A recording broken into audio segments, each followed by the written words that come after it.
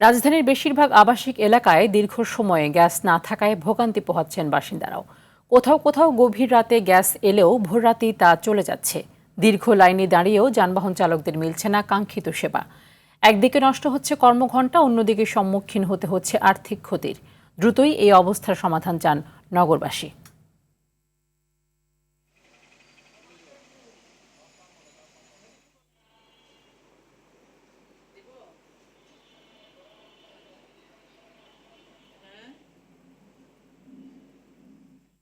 সকালে খুব ভোরবেলা উঠে রান্নাটা চুলা ভাতের জন্য পানিটা দেই, পানিটা গরম হইতে না হইতে গ্যাসটা চলে যায়।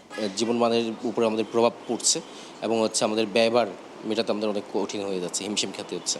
সারা দিনের মধ্যে গ্যাস থাকেই না, রাতে যেটা আসে সেটাও খুব সীমিত।